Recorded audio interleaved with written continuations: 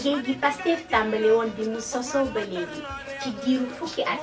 agsi na ci càppaandaw gi li muy yóotu nag mënu ko may boppam waaye ak ndimbalu suñu borom ñun askan wi ñoo ko koy jox looloo waral ma leen di ñaan ngeen dem jëli seen carte électeur te waajal bésu dibeer bi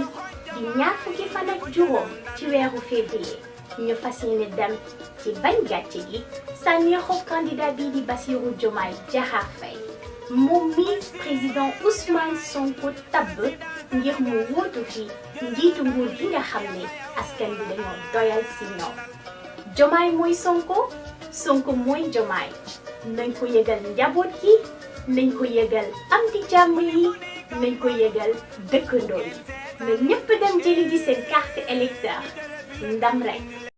Bassirou Diomaye président Sénégal jëlal ndam li